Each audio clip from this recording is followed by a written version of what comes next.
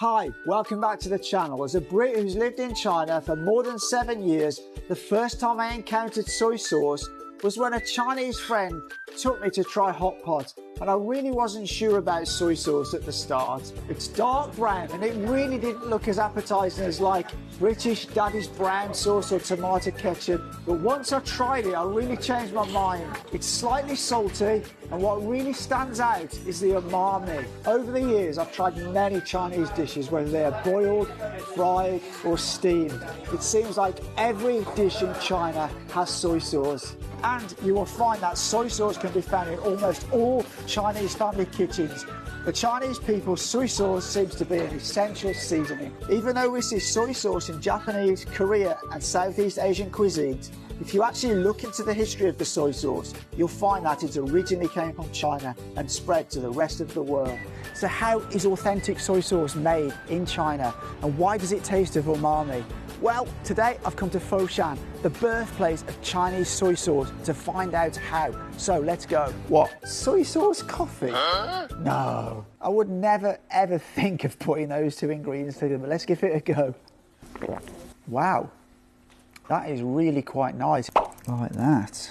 Oh, that is so good. That's a really surprise to me because I wasn't expecting that. So here is an example of how the Chinese used to make soy sauce the traditional way many years ago. And for more than 400 years, Chinese people have been able to turn soybeans into soy sauce. From selection of the beans to fermentation, brewing and drying to what Chinese people say, to buy soy sauce. It's very cool. You see, the first batch of China time-honored brands issued by the Ministry of Commerce of the People's Republic of China. This shows that the Chinese government also recognises their historical inheritance in industrial technology. So this makes me even more curious about how soy sauce is brewed now. So I have 2 jars of soybeans in my hands here. So basically you can see these beans are of not a good quality, and these won't pass into the production process.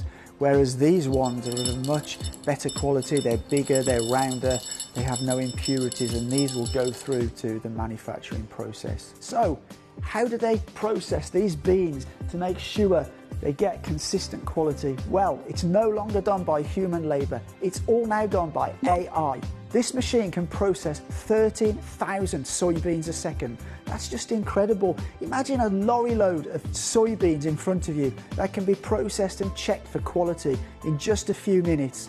That is just mind-blowing. I just can't think of that kind of volume being processed in such a short amount of time. Manic. The Chinese people seem to have a fixation with sunbathing. They think you can get more calcium from lying in the sun, and that quilt can get rid of the mite by being out in the sun. So they built a 600,000 square metre drying yard. So Buckingham Palace, one of the most famous builders in the UK, covers 770,000 square metres.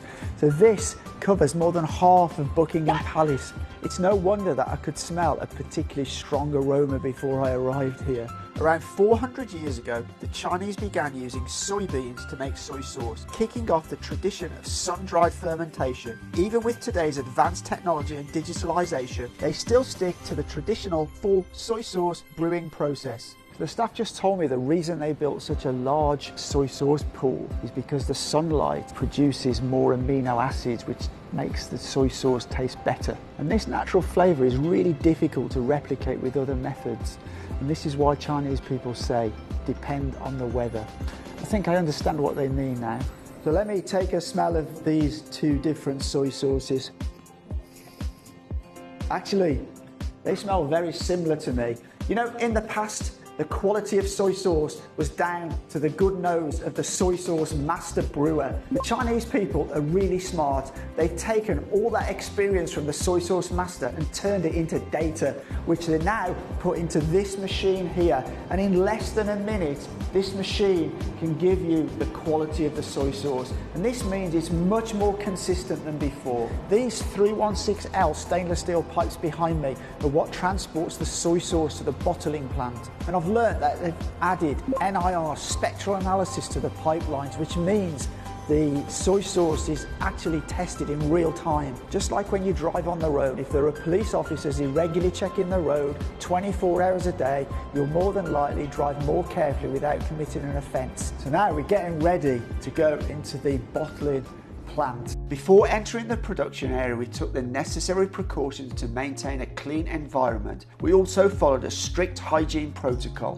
which included washing our hands thoroughly and using alcohol to ensure they were germ-free. An average Chinese household consumes 64 bottles of soy sauce per year, and this bottling machinery line behind me can process and fill 52,000 bottles per hour.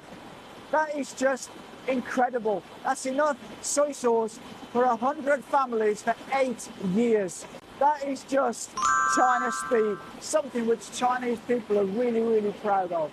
So this is an AI machine that checks the bottles to make sure the labelling is correctly put on.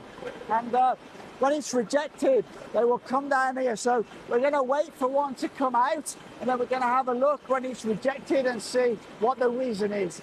Oh, here comes one. You see, the label's not lined up correctly. It's so fast. It's mind-blowing. If you've been here before, you will know that this factory is a lighthouse factory. It's the very first one of the soy sauce brewing factories in the world with this status, Haitian. Currently, there are only 172 lighthouse factories in the world. And in Western countries, most modern manufacturing is usually used for standardised and repetitive tasks. Only China can apply digital upgrades to the ancient soy sauce production process.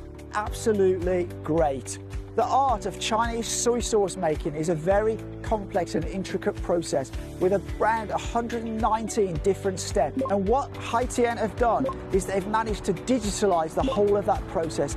That's kind of a challenge as big as climbing Mount Everest. And if, like me, you're curious to see how soy sauce is made here at the Haitian factory, you too can come and see for yourself. It's open all year round, it's easy to do. Go online and book your ticket, then come here to their factory in Foshan. You will have a wonderful time. But as always, from Haitian here in Foshan, take care.